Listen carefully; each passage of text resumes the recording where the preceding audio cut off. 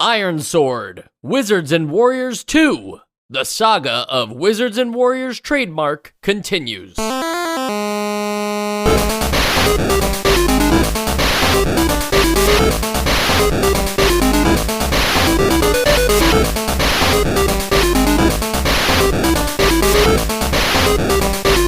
And welcome to Nostalgia, a chronological exploration of every NES game released in North America. I'm Mike. I'm Sean. And I'm Joe. Wizards and Warriors 2, or just Ironsword, your choice, because it's oddly not Wizards and Warriors 2 Ironsword, it's Ironsword, Wizards and Warriors 2. Before we talk about this sequel at all, though, do we remember Wizards and Warriors 1 from 154 episodes ago? It's very vague. Yeah. I remember there was a suit of armor and a wobbly sword. I remember there were a lot of trees, and it was sometimes unclear what you could jump on.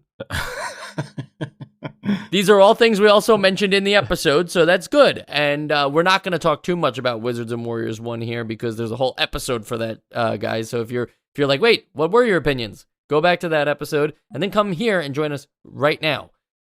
Okay, so you listened to the episode and you're in here now for Wizards and Warriors 2 talk. Wizards and Warriors 2 is technically listed as made by Rare, but it wasn't made by them. I think it was made by a company called Zippo Games, who like the basically lighters? submitted. No, that'd be interesting. Yeah. They just unfortunately named themselves something that would be confused with the lighter company. But Zippo Games was also a UK based development studio, and I think they pitched a prototype thing to Rare, and Rare was like, "Oh, this is great. You guys want to make the sequel to Wizards and Warriors 2, one of our very first games on the NES?" And that feels like a lot to give to somebody who just showed you a prototype of something. Is like, hey, have our IP and make it for us instead of us because we're busy working on Wheel of Fortune Junior Edition. Yeah, that is weird. I mean, going back to what I remember about Wizards and Warriors 1, this doesn't seem to be too much of a departure, so it's weird that another company would be showing their here's our prototype. You already did this. It's basically the same thing, but this is how we did it. Can we do this? That it just sounds odd.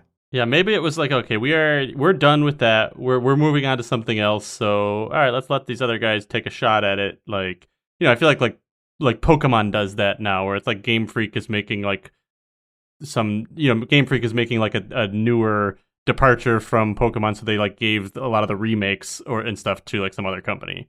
Okay, that makes sense.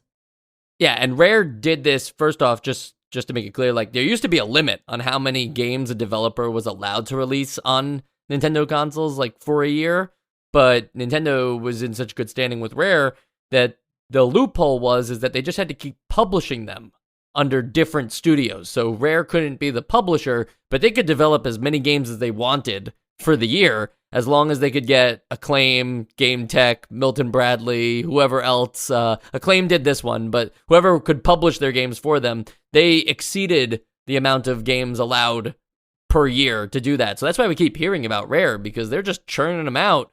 And, they also have shadow companies making the games for them. What would the thinking behind having a limit per company of how much you can release? That sounds like a holdover from the Crash. Yeah, I was thinking the Crash too. That makes sense. Just to make sure that there aren't 1,000 NES games after only 3 years of being a console, and then all of a sudden nobody wants to buy Super Mario Brothers because there's 400 clones. Yeah, making sure that the companies are putting out quality over quantity, effort, and get that seal. Exactly. The official Nintendo seal. And Ironsword Wizards and Warriors 2 also has probably one of the most prolific covers for any NES game. That's Fabio on the front cover there. Yeah. It's perfect. I love it. It's not how I picture Fabio is not what I picture underneath this suit of armor on the sprite art at the game. Oh no, not at all. And I just sort of forgot about Fabio. I know that he was on the cover of a lot of paperback smut books that you'd buy in your mom would buy in a supermarket or something. but I did not know that he was on any video game cover. This was a treat. And Joe, to your point about the character, the player character and stuff like that, I feel like that's also applicable to the romance novels that Fabio was also taking part in. You don't picture, maybe the woman does, but like you don't picture Fabio as the character. He's just on the cover. So like again, I mean, why? That doesn't mean anything. Like the person reading the book would picture Fabio. I would imagine. If he's on the cover, you assume that that's what he looks like, right? Like under the armor. Well, I didn't look at the cover before I started playing this game, admittedly. Okay, I guess I'm just saying, like, sure, it could be Kuros, or it could just be anybody, right? The guy has an iron sword. He fits the bill for the cover. Yeah, Fabio is pretty much an everyman. Thank you for that. So Malkil is back, and for those, it sounds so funny that we're like saying these things as matter of fact, when if you didn't play Wizards and Warriors 1, that doesn't mean anything. Malkil was the evil villain in Wizards and Warriors 1, and I'm pretty sure we killed him, but I guess Malkil is like Bowser, where it's also, I'm pretty sure Bowser drowned in lava, but then somehow they just come back. So Malkil's back, and this time he's taken the form of the 4 elementals: earth, wind, fire, and water. Your objective is to assemble the legendary Ironsword, the only weapon that can defeat Malkil, and defeat the evil wizard at the peak of Icefire Mountain. Is that enough of a plot? It kind of changed up a little bit because last time we were in search of a princess, and now this time we're just doing more of a go to these 4 lands and acquire the elementals to be able to go to the highest point in the land and take on the evil wizard. I mean, it's pretty it's pretty bargain bin. There's nothing really new here, but as I think we'll get into, I think that the way that they sort of executed this very simple plot was good. Yeah, I feel like those elements of the plot are really just there to like tee up the environments that you're going to be in throughout. Like, oh, you're gonna, like it tells you where you're gonna go, and there's a map in the actual game that kind of shows these environments as well, and it just kind of like gives context to that, but doesn't really like at no point am I like, wow, what is going to happen next? Right. And also, reading the plot in that way, you kind of think you'd be able to choose the elements. Like, I'm going to take on the earth guy first, or I'm going to take on the wind guy. You don't get to do that, obviously. There's a map that lays out, similar to Wizards and Warriors 1. You started in the earth area in Wizards and Warriors 1, and then you worked your way underground. It follows a path that is set on the map, and you watch your character kind of land in the new zone. Not necessarily a map that you could refer back to. Be like, oh, here's where I am right now. But instead, just something to track the progress throughout. In Wizards and Warriors 1, that game was more focused on collecting diamonds to pay off a guy to let you through to the next area, and we were talking about that being more of a collect-a-thon style game. What you would have to do is collect, let's say 100 diamonds. There would be another knight who looked just like you, except for he was red, and he would say, no, I need 100 diamonds. And if you didn't have 100 diamonds, you couldn't get through. Then after that, it'd be like, okay, now you need a red key. And if you didn't have the red key, you couldn't go through. And so it was about going through an area that had a limited amount of diamonds around it and just trying to, canvas every nook and cranny to find enough diamonds. And there were more than enough, so it wasn't like you'd have to keep searching around for the one additional one you needed. But that was the objective there. In this one, it does stay the same through the 4 elemental domains of what you have to do, but it's a little more involved of finding a particular spell and meeting a particular side character who helps you kind of get to the part 2 of the domain. Joe, do you want to talk more about that gameplay loop? Yeah, I mean, particularly with the collect-a-thon, quote-unquote, element from the first one. I mean, yeah, you're right, it's different now. It's like they're more specific and I guess like story-driven items that you have to get, but it still felt to me very much like the gameplay loop is like find the thing you need to find to get to the next area, move to the next area, find the next thing you need to find to beat the boss. And, I would say that to that part of the gameplay, I felt that it was pretty unclear a lot of the times. Now, maybe I'm missing things. Maybe there are people you talk to that say, hey, find this. A lot of times I felt like I was just opening chests until I found an item, and I was like, well, is this the item I'm supposed to use? And then I would go to the next area, and it would either take me there or not. But I never felt like I knew what I was supposed to be looking for a long time. In fact, pretty shortly in, I started just kind of watching a guide as I was playing. So I would get my objective from that. But I never felt like the game was inherently giving me the objective. So it's one of those games I feel like where like I don't know how you would know to do the things you're supposed to do, if that makes any sense.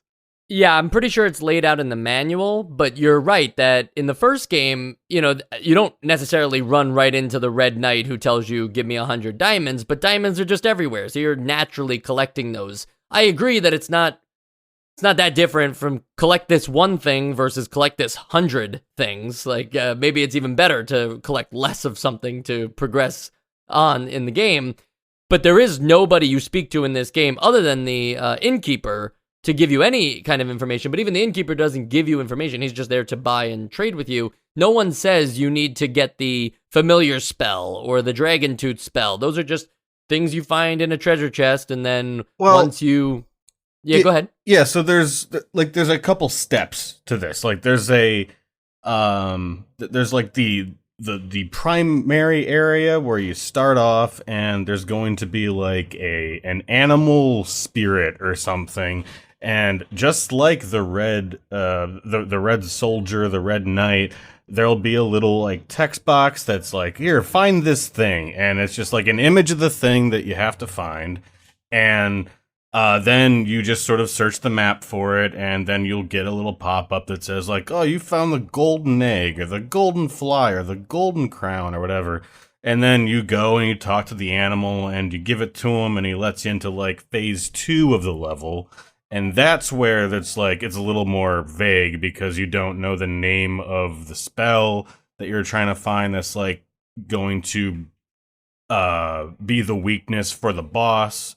But then you basically just like you look around, you'll find a thing, and if it sounds like another element, then that's probably the thing that you need to defeat the boss.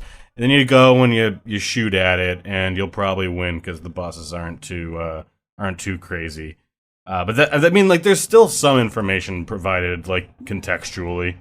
Okay, so they do give you that information if you go to the animal before you have what you need. I did notice that in like the third level, the volcano level, that the dragon told me where to go. I guess I just didn't ever run into the animals beforehand in order to like get my clue. Yeah, but it wasn't until the forest that I realized that was sort of the mechanic, because like I was in, I think I was just like on the mountain, whatever the first level is, and I keep getting attacked by these birds, and I'm like, wow, these birds suck. And then eventually, like, one of them talks to me and is like, hey, I'm gonna take you up here into the clouds if that's okay. And I'm just like, oh, great, a nice bird. And it's like, does he say if that's okay with you?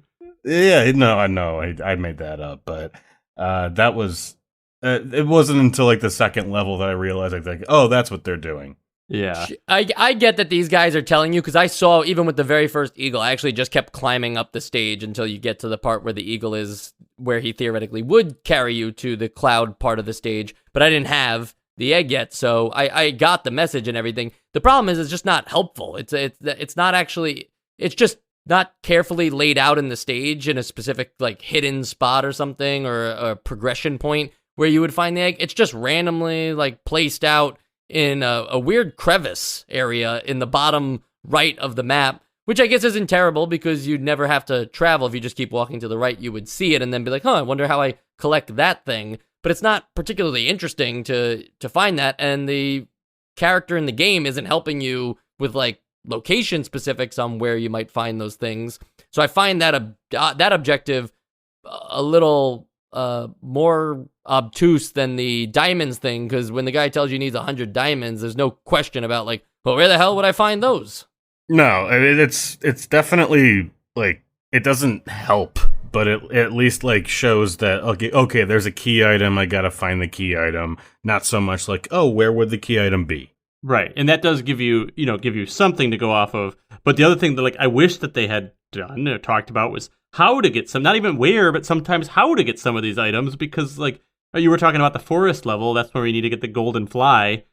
You can at some point see the golden fly, but it's under the ground in one of the caves.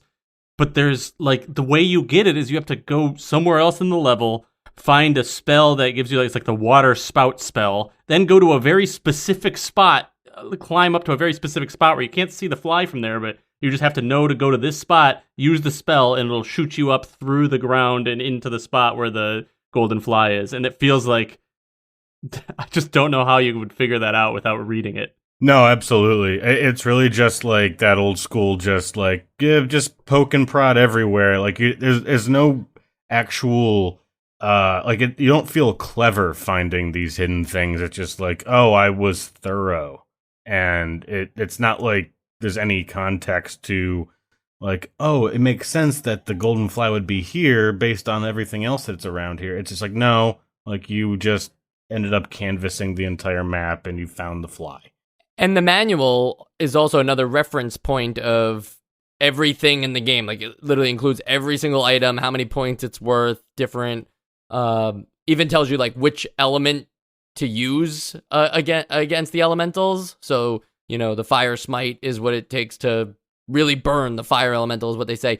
These things aren't actually useful, though. None of this stuff is useful. They're telling you, they're giving you a description for everything, which is cool world building, but they're trying to act almost like a strategy guide without pointing you in any particular direction or even leaving hints for where in the particular levels these things might be. And there's a vague way to do that too. But to go through the trouble of listing out everything in the game and really just have it be more for flair, I don't know. I didn't care for that, especially as the manual acting like some kind of strategy guide. Also weird in the manual is they have this note about the inn, and it says, "You'll know when you're there because there will be armor on the walls and cups on the shelves."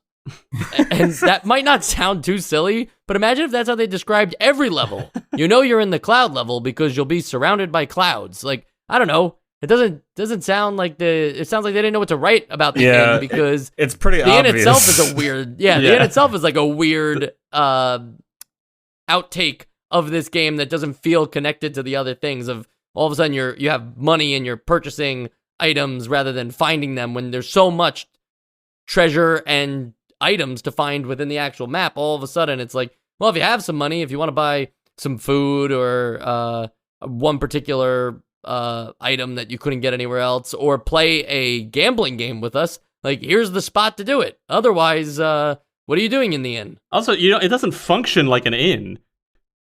It functions like a shop or a bar. You don't stay there. I mean, I guess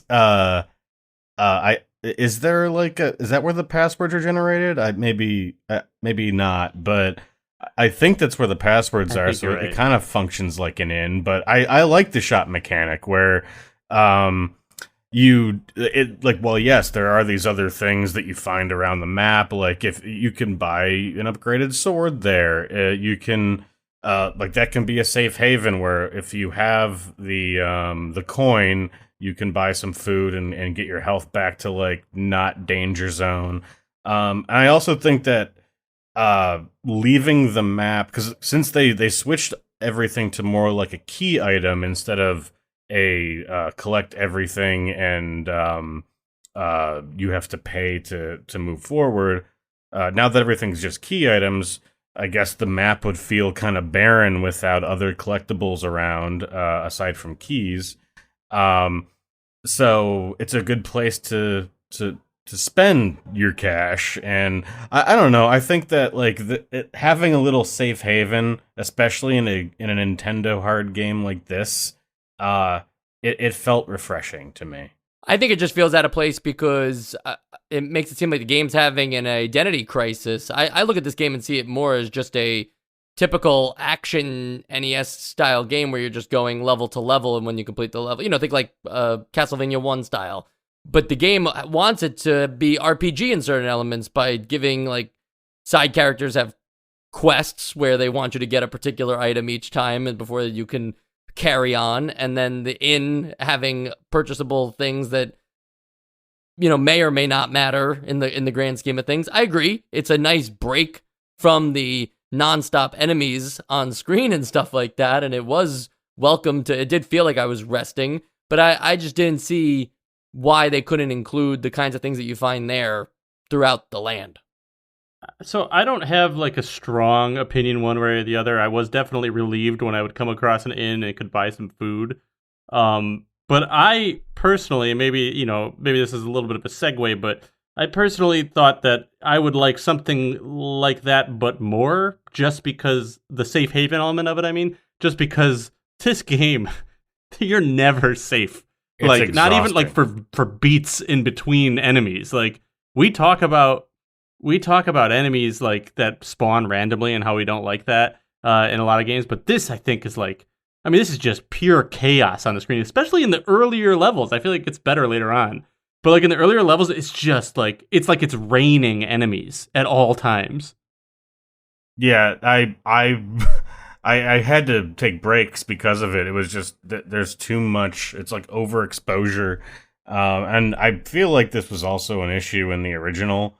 But I just wasn't expecting it to be this intense. Yeah, go ahead.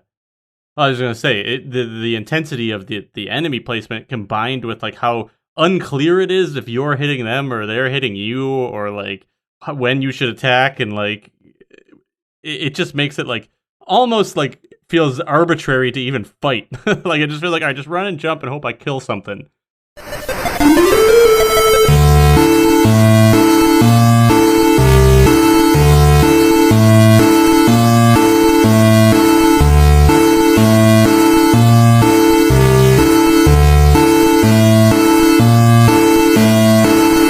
It's important to remember in the first game just how easy that game was. If it was more of like if you had the will to finish it.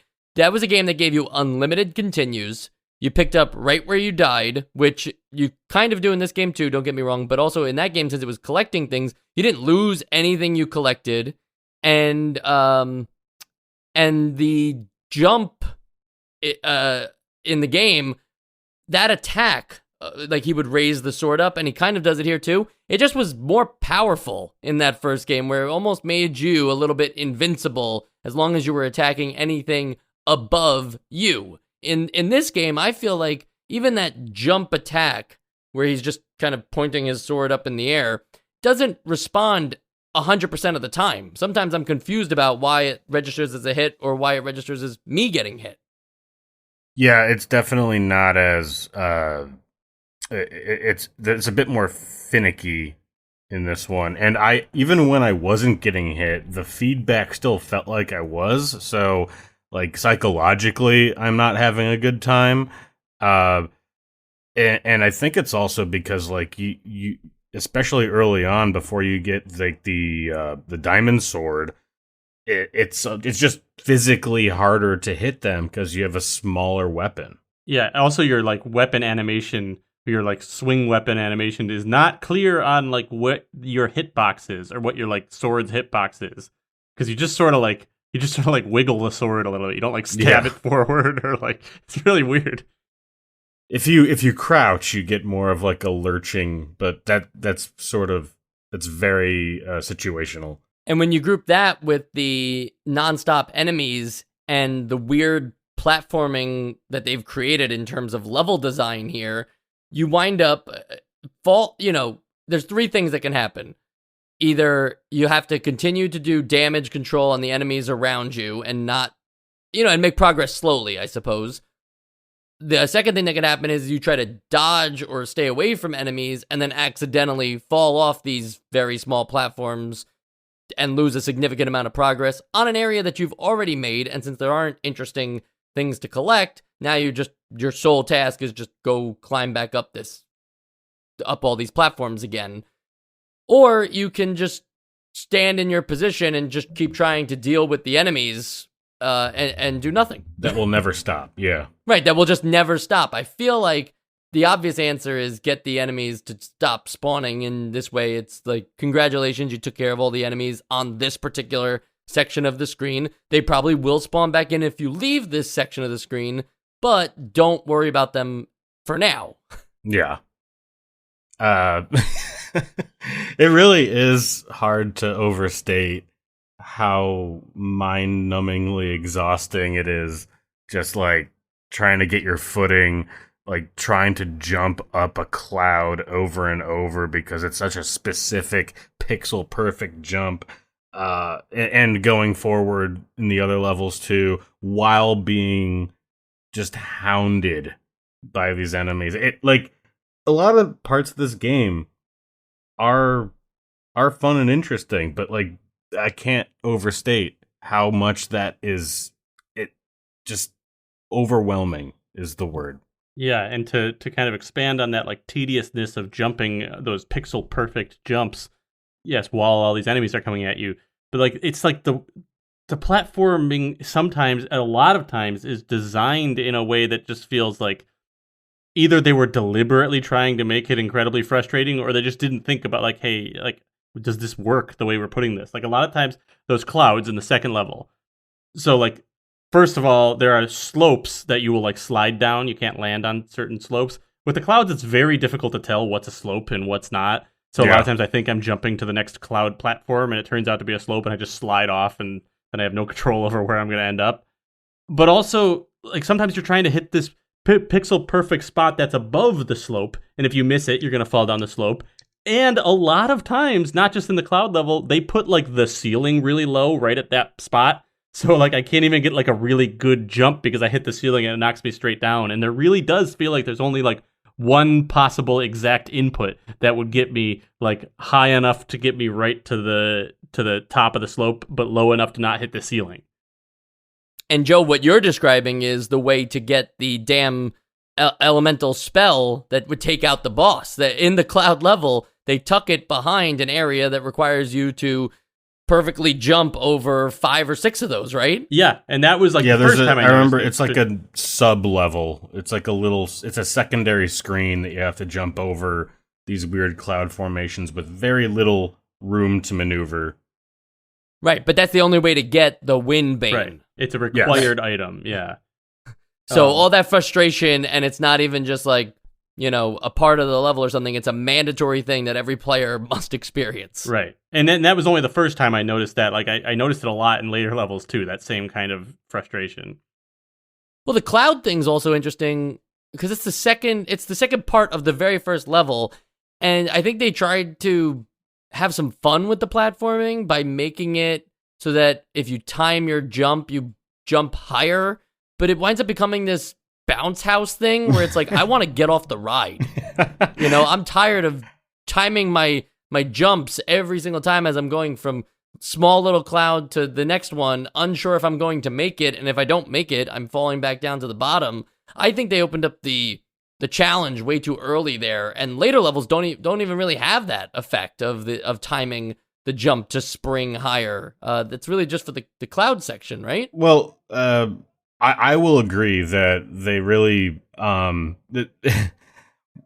everything that we've been saying now add on that silly like bounce house thing where nothing feels comfortable or like how you intend it, but I will say that you don't have to time your jump. You can just hold down jump and it'll do it.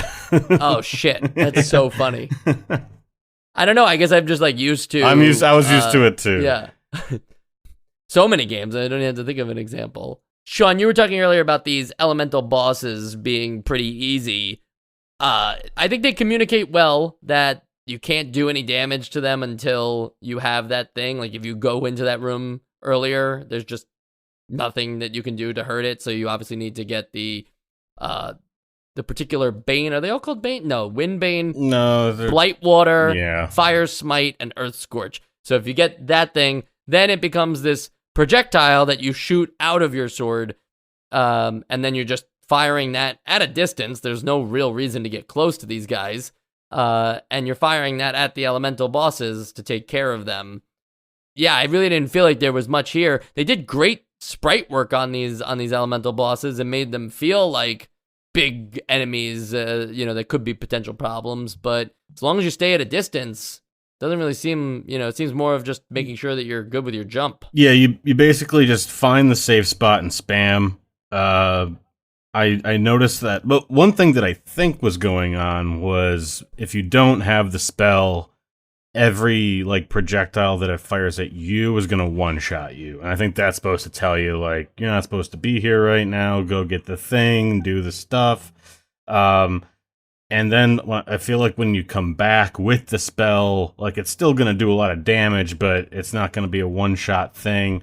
But then it's like, it's relatively simple. But when it comes to the sprite work, I think that the actual like the prettier stuff were the animals that you talk to that just sort of like, okay, yeah, I'm gonna take you here, or like, okay, I'm gonna allow you to come through here. I wanted those to be the bosses and not so much these like huge walls of element. Oh yeah, they were definitely the more like well-designed elements of the game. But the other thing about the bosses that was a little frustrating. I mean, it's just part of the gameplay. It was definitely deliberate. Was that you need full magic in order to, or at least a lot of magic, your magic bar in order to beat them. And sometimes you are at the end of the level, you don't have any. I mean, I was at the I think it was the third level, the volcano level. Got to the boss, had no magic, and barely anyone. I feel like through the whole game, everyone was dropping magic all the time. Could not find anyone that was dropping magic. I mean, it took me like a half hour, like just build up my magic in order to beat the boss. And it just felt like it was like, all right, I have the spell that I need. You don't really use magic for anything else other than the bosses. So it felt like such a chore to have to just go out and like collect mana or whatever you want to call it for just so I could even fight the boss. Like I didn't even have an option to fight the boss without it. But aren't there enemies inside the boss battle that you could theoretically keep hitting to hope that they would spawn? They won't do it every time. Like it's not like killing them gains you magic, but that they might be the ones to. I mean, there were inside the boss battle, but then I'm just in the boss battle getting my ass kicked while I'm trying to collect these things. And I'm telling you, in that third level, like nobody dropped it. Like it was like at one in every like 15 enemies would drop like one orb of magic or something. So it took me forever. So like I would not want to be standing in front of the boss as it's attacking me, trying to collect enough magic to take it on. Sounds like a neat item that the innkeeper could have sold you. Yeah, I thought you were about to say it sounds like a you problem. No. I think that the magic meter in this game actually limits the coolness of the magic, because there's probably something else that they could have either given you, like the magic meter is refilled more frequently by enemies. Like if it detects that you're like less than half, it's just more welcoming in terms of the amount of enemies that would possibly give magic. Or if there was just other ways to restore your magic rather than farming enemies over and over again. I get why they went with the farming thing. Enemies are everywhere in this freaking game and they don't stop, so might as well include them as a reason to fight these guys rather than just keep dodging them. But I would have liked the second option. Yeah. If there was another way to do it, that would have been a little more tolerable. And even if like maybe if using magic outside of a boss battle was like a thing, like it's not, you don't really do it unless you're fighting a boss. So it feels way too just specific use case that it feels less like magic and more like here's like a different mode of play that's specifically for the bosses. Right. And that adds to the like feeling of like it's not a part of the gameplay normally, so it feels like I just got another task. Like, hey, I found the boss, I found the item I need. Now go collect a bunch of the fuel for the item you need. Whereas, like, if I were using that mana throughout the game, it would just feel like, oh yeah, of course I got to collect more mana because I need to power up my magic. But it just feels like it's just like artificially just giving you another task to do. Sean, that's a good point that the elements don't, the spells, that you collect to fight the elements, they don't necessarily feel like they're changing the gameplay because it's just a projectile that does damage to that particular elemental, and then it's kind of just inconsequential otherwise. So you're spending a good portion of the second part of each level trying to find that spell that ultimately just results in you being able to fight the boss. Yeah, exactly. It's just another key item that like gives you like in each different boss battle, like the projectile that you're shooting behaves a little differently, but the fact that you're only using it against this boss, it may as well be just like a bonus level. Yeah, I wonder how different the game would have been if you didn't collect these spells, and instead it was about, once you got to the second part, trying to find and track down the elemental, and then fight him with your sword, or other spells that you acquire that don't require the elementals, like the familiar spell or the dragon tooth spell and stuff like that. Like, using that stuff, that feels like it could be I don't know, it would definitely change up the gameplay, but it feels like it would make the boss fights a little more interesting too, because now, rather than fighting from a distance and shooting projectiles that, I don't know, they don't really feel like something a knight does, now it's like, here you actually have to think about sword combat against these giant elementals. Well, this is not the game for sword combat, Mike. Yeah, no thanks. But yeah, I know what you're saying too. I think the opposite way you could go too is like, you get this spell, you have to use it on the boss for the first time, and then in the next level, you have that spell, and you can, now it's like, oh, I beat the boss with this spell, now I can use it in regular gameplay in the next level. I mean, you'd have to redesign the whole game to make it, like, designed around that, so to keep the challenge up and everything, but like, that would make me feel like, oh, I am getting more powerful with each thing, like, yeah, I defeated the boss, and now I'm taking what I, quote-unquote, like, learned or gained from that fight and moving on to the rest of the journey. Yep, could have just taken the Mega Man cue. Exactly.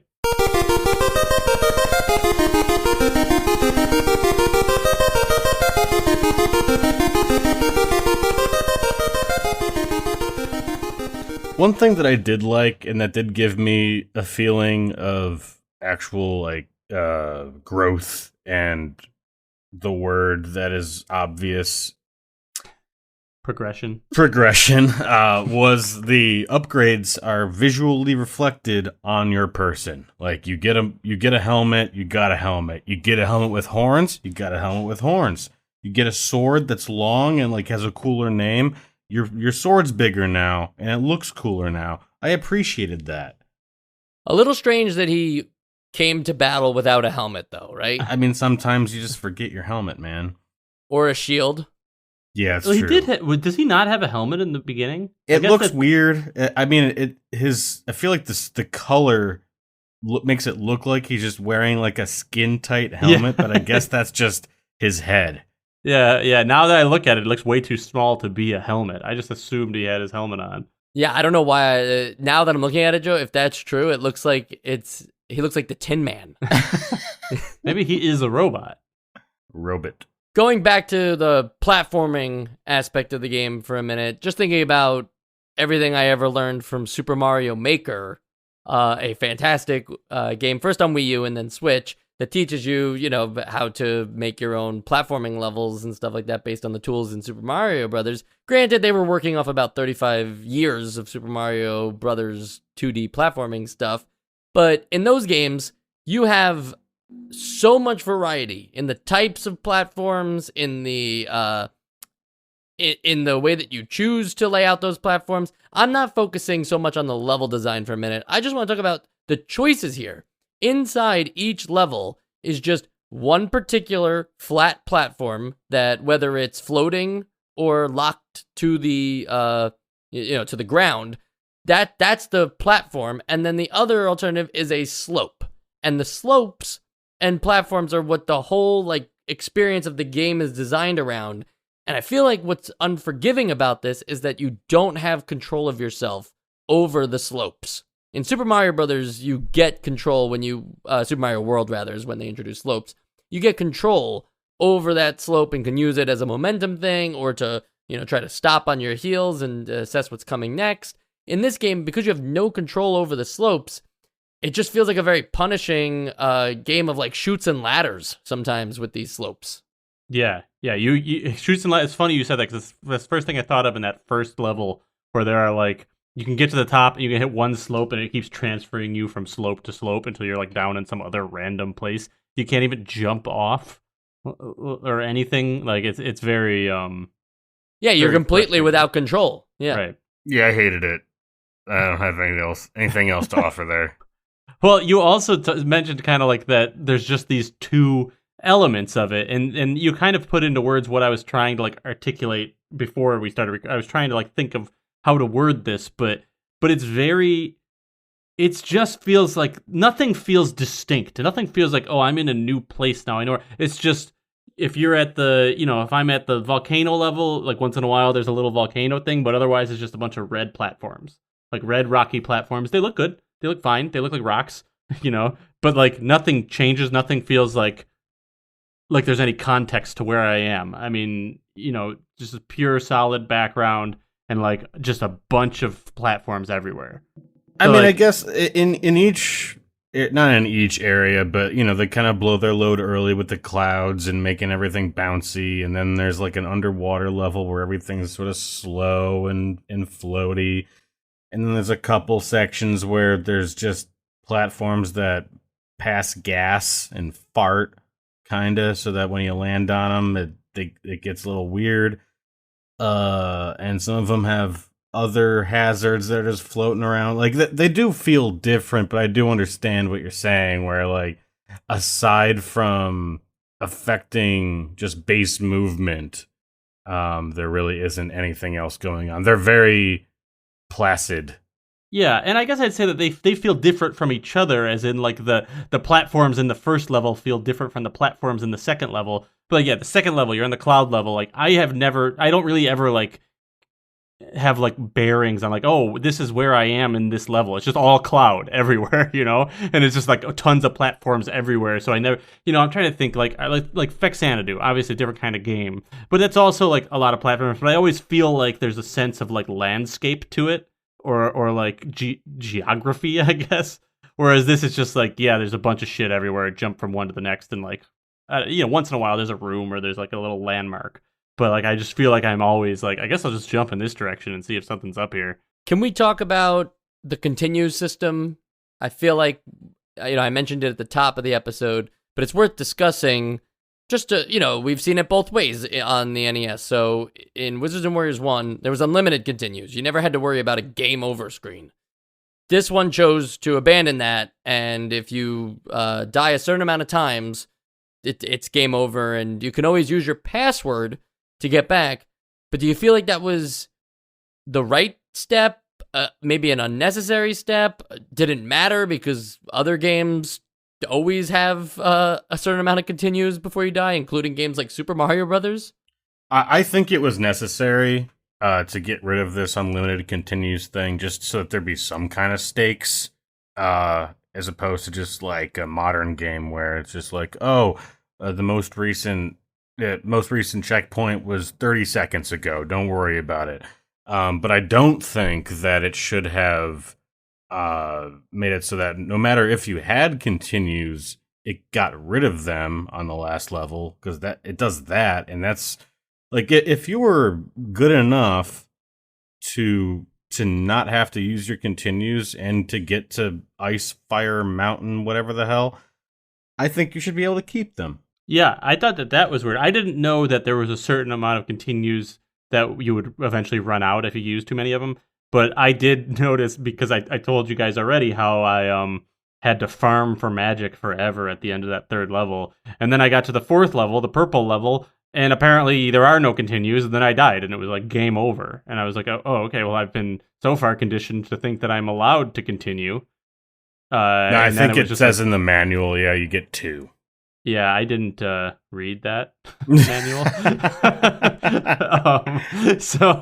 But still, I thought it was weird to have it for some of the game and then take it away.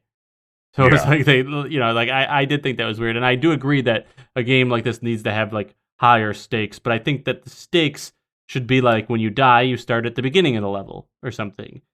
Not that, like, in this game, you die and you start exactly where you were. Once you run out of all your lives, you continue. And correct me if I'm wrong, but when you continue, you do start at the beginning of the level, right? Yes. Yeah. No, yeah. I think it also is, like, where you had your password, no? No, I mean, I don't think you need to worry about I know what you're continues with saying. passwords. Sorry. Yeah. Yeah, I get it. Yeah, you're talking yeah. about when you continue. Yeah, if you have like 2 continues left, where you continue from. Got it. Right. Yeah. But I think that as long as the password system is intact, then it's okay to say like, oh yeah, once you lose all your lives, it's game over, and then you got to basically reload your game from the last time you got your password. I mean, that feels like a significant and fair consequence. Although I don't think you get to keep everything with the password. I believe like money and obviously score and some items that you acquired are like out if you use the password. Those things aren't stored in the password. It's more And so that's just always like weird to wherever me. you are. Yeah. Yeah, it's just like what room you were in. Right. I mean, I guess that maybe saved them from having one of those like really long passwords, but it is weird to me because it's like, I mean, the point of the password isn't only so that like if you die, you're safe, but also like I would think the point of the password is so you don't have to play the whole game in one sitting. So like if you're being punished for like stopping for and coming back to it the next day, that's kind of annoying. And Sean, you just talked about the final level, removing your continues. That just feels like something that the developers did to be cruel. It doesn't quite seem like a bug. It just seems that they were trying to figure out a way to make the end of the game even harder. And so they decided, at this point, you just lose all your continues. And it's probably not too big of a deal, because again, the password can always just bring you back to the Ice Fire Mountain. But if you're struggling in that particular level, it's one of those things where it's just, all right, now just get good. Yeah, didn't Mega Man do something similar? Like once you went to the castle thing, like it sort of reset the way that progression works. Yep. With the Wily stages. Yeah, Wily. I didn't like it then. I don't like it now. It just seems like overcomplicating challenge. Like it's already challenging. There's already a continue system. They're already finite. Just keep it that way.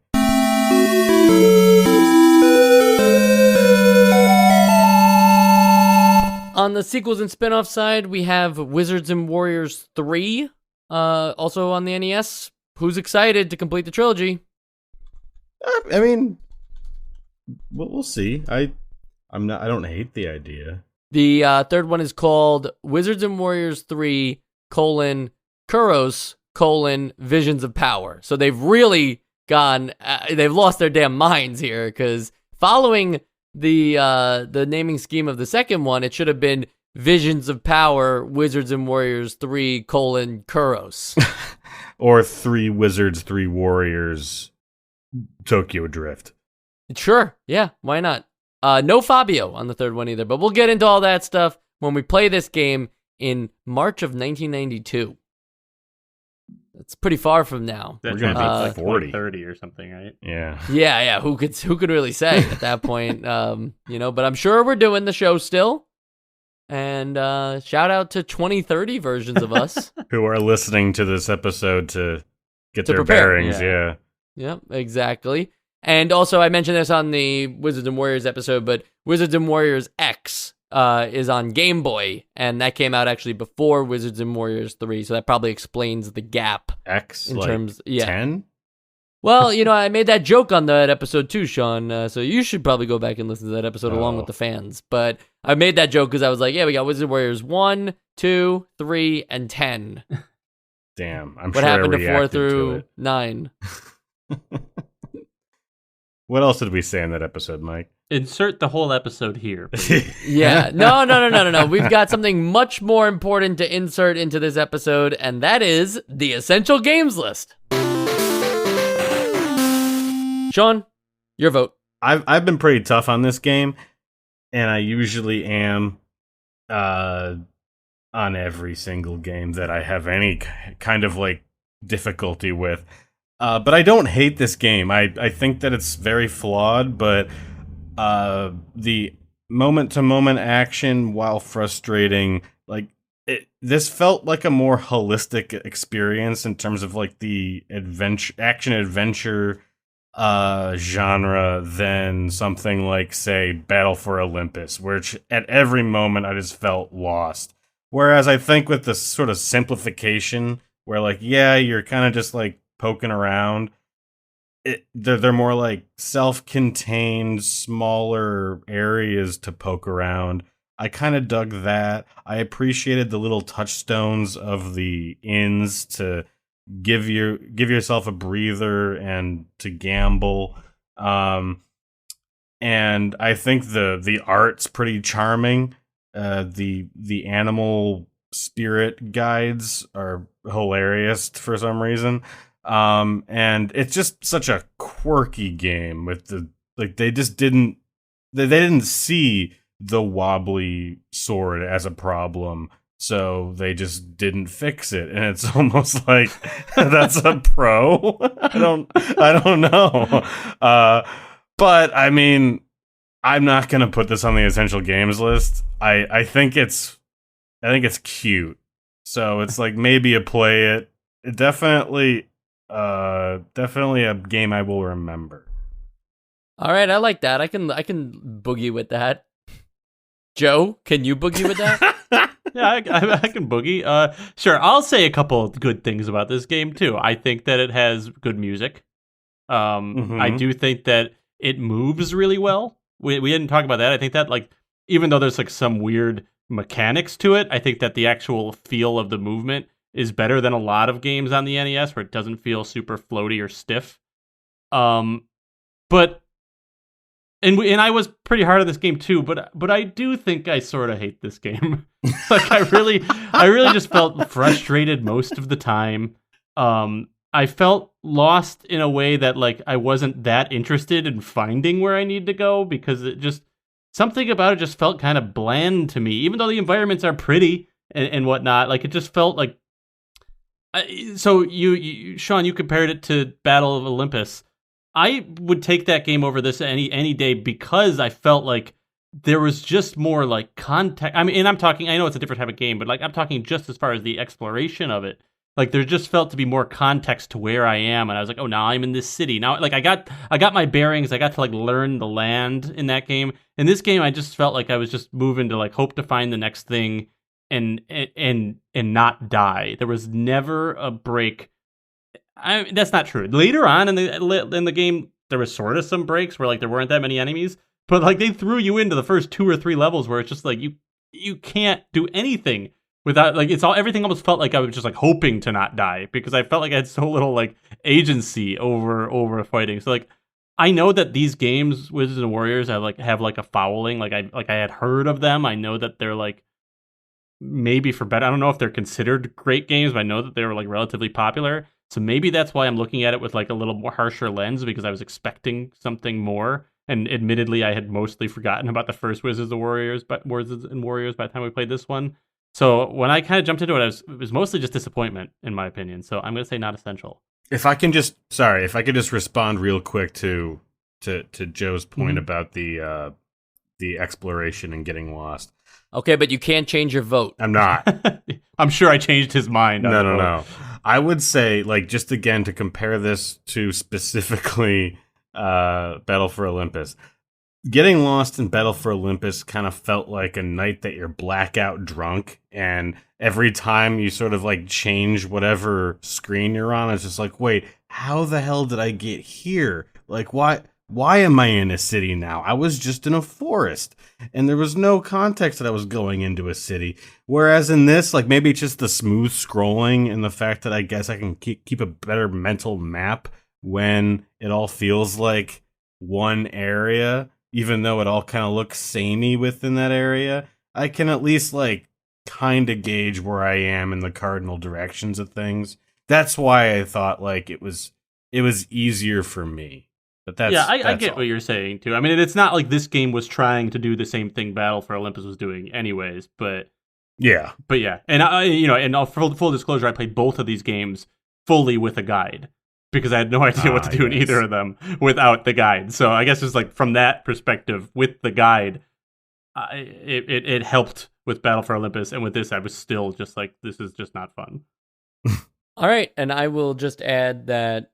It's interesting that you guys didn't go back to Wizards and Warriors 1, not because you have to, but I just feel like with sequels on the NES, in general, we've had a pretty bad run of things, especially if you ask like a certain kind of player, like the kind of people who don't like Super Mario Brothers 2, was the game we voted the best of 88, so it doesn't apply to us. But, I'm just thinking, like, in general, sequels usually are, like, something exciting in video games, especially nowadays. Like, that's all the rage for E3 announcements or That's all there elsewhere. is. Right, yeah, it's like, okay, I can't wait till they make the next version of this. I mean, people were getting excited about Breath of the Wild 2, and that's a sequel to a franchise that always gets sequels, right? It's like, it's a sequel within a sequel. So all that to say, like, when I was just thinking about, like, all right, well, what was Wizards and Warriors 1 like?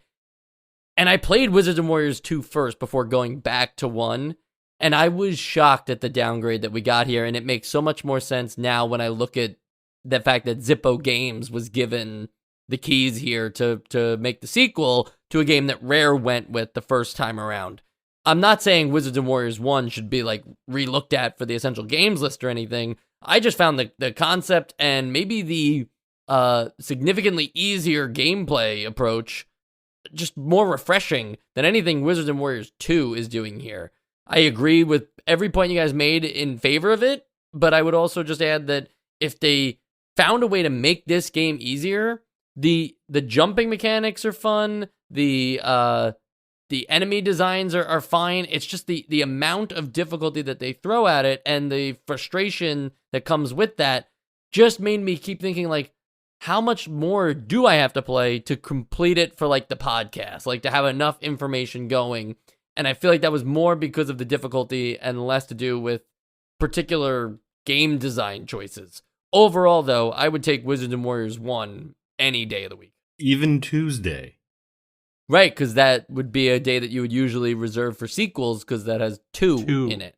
Yes. Just checking. Not a sequel, but next week we'll be playing Knight Rider.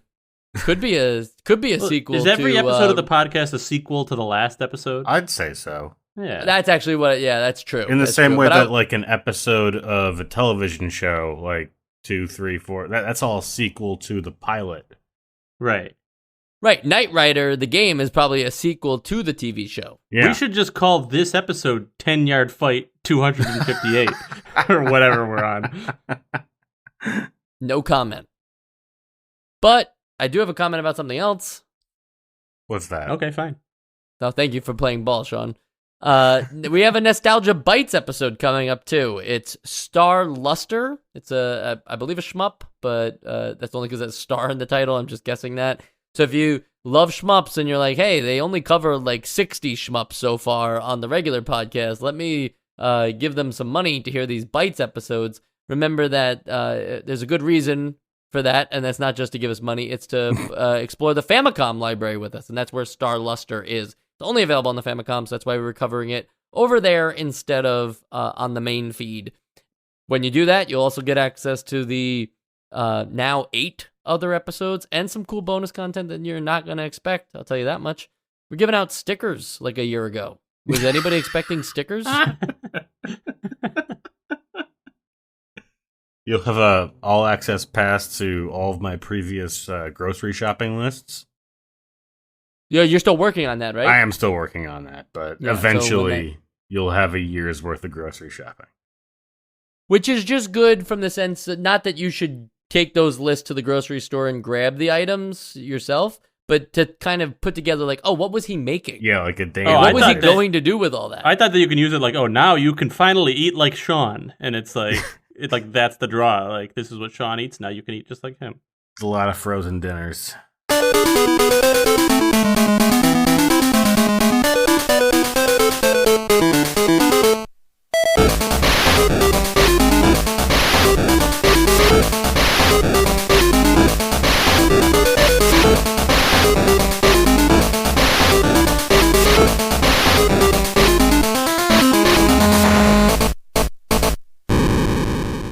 Did you have to read trademark? No, I did it on purpose. Okay.